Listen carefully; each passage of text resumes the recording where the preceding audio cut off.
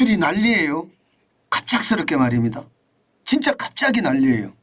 계속 마이너스 행진만 하다가 9월 1일부터 20일까지 수출 증가율이 9.8%입니다. 플러스가 됐어요. 여러분 놀랍죠? 굉장히 놀랍죠? 예. 실제로 지표도 보면 9월 1일부터 20일까지 수출은 359억 5,600만 달러. 그리고 수입은 364억 4,500만 달러. 수출은 9.8%가 늘고요. 수입은 찔끔 줄었어요. 마이너스 1.5%. 그래서 무역 적자액도 9월 20일까지 중에서는 근래에 가장 적은 것 같아요. 4억 8,900만 달러로 줄어들었습니다. 4억 8,900만 달러. 야, 이게 웬일입니까? 진짜 이렇게 되나요? 예. 지금 보면 수출 자체가 여러분도 알다시피 작년 10월에 마이너스 5.8%를 기록한 이후에 뭐 계속 마이너스였어요. 게다가 말입니다.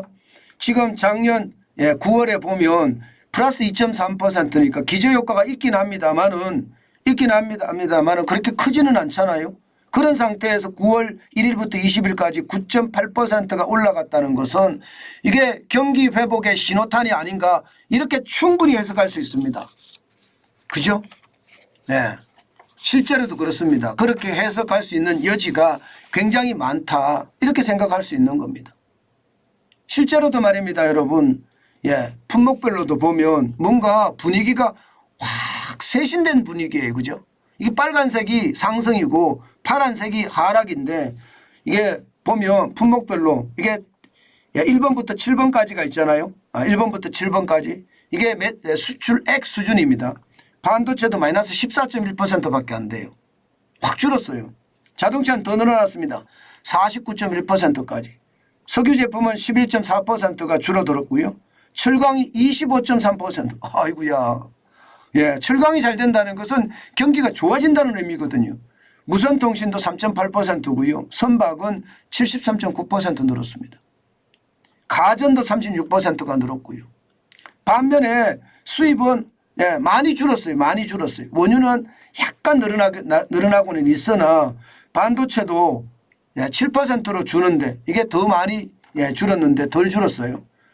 석유 제품은 수입이 조금 늘어났습니다. 29.9%가 늘어났고요. 가스는 58.7%가 줄어들었고요. 기계, 정밀기기 늘어나는 거 보세요. 기계나 정밀기기가 늘어난다는 것은 우리 경제가 좋아진다는 뜻이에요. 왜?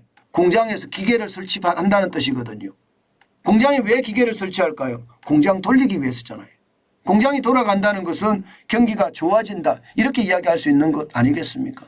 그만큼 수익까지도 뒷받침을 해줍니다. 에너지 가격은 석탄도 29.4%가 떨어졌고요. 에너지 가격은 떨어지고 원유는 조금 올랐습니다만은 경기가 좋아진다는 기계류나 정밀 기계류가 이렇게 수입이 늘어나는 걸 보니까 진짜 좋아지는데 이렇게 생각을 할 수밖에 없습니다. 게다가 말입니다. 국가 중심도 보면요. 다 올라가요. 다 올라가요. 중국도 말입니다. 줄어들 때 20% 30% 줄어들다가 마이너스 지금 마이너스 9%예요. 미국은 30.5%, 유럽연합은 32.7%고요. 베트남 14.3%, 일본 12.2%, 홍콩 23.2%, 대만 23.2% 다 늘었어. 다 늘었습니다. 이것을 보고 있으면 우리 경제 이제 좋아질 날만 남았다. 이렇게 충분히 해석할 수가 있죠. 아니 수출이 계속 올라가고 좋아지니까 그만큼 말입니다. 무역 수지도 많이 개선이 되고 있습니다. 지금 보시는 것처럼 9월 20일까지 이게 아마 이대로 가면 9월 달에 흑자 나겠다 이렇게 생각이 듭니다. 또 그럼 4개월 연속 흑자가 돼요. 6월에 11억 5,800만 달러의 흑자, 7월에 18억 400만 달러의 흑자, 8월에도 8억 7,900만 달러 흑자. 지금 9월에는 마이너스 4억 8,900만 달러의 적자인데 아직 열흘 남았잖아요. 월말로 가면 더 많아지거든요. 월말로 가면 더 많아지기 때문에 늘어날 가능성은 굉장히 큽니다. 그렇게 생각하면 무역 적자 총액도 많이 줄었어요. 이제 242억 6,700만 달러. 물론 아직 많습니다. 242억 6,700만 달러라는 게 적은 수치는 아닌데 작년보다는 많이 줄어들었잖아요. 작년에 477억 8,500만 달러보다는 굉장히 빠른 속도로 줄어들고 있고요. 이대로라면 앞으로 남은 기간 많이 줄이면 적어도 1996년 206억 2,400만 달러보다는 더 줄이면 줄일 수 있지 않겠느냐. 그런 생각도 하거든요. 그런 생각도 할 수 있습니다. 그만큼 말입니다.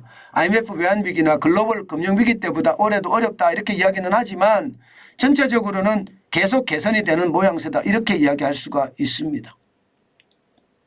그런데 진짜 여러분 죄송한데요. 희망은 있는데 죄송하고 진짜 좋긴 한데 제가 또 찬물을 한번 뿌려야 될 것 같아요. 뿌릴 수밖에 없는 것 같아요. 왜냐고요? 이게 조업 일수를 반드시 생각을 해봐야 되거든요. 조업 일수를. 예. 조업 일수를 생각을 해보면 이게 작년하고 올해하고는 틀립니다. 작년에 조업 일수는요.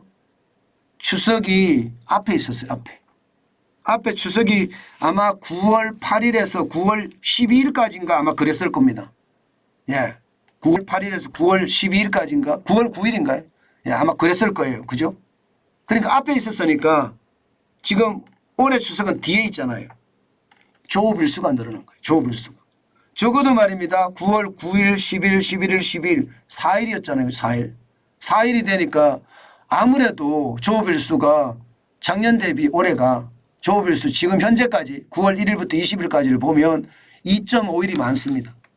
2.5일이 많으니까 아무래도 수출이 늘어나는 것, 수입이 덜 줄어드는 것, 흑자 규모가 좋아지는 것 이게 가능한 것으로 보입니다.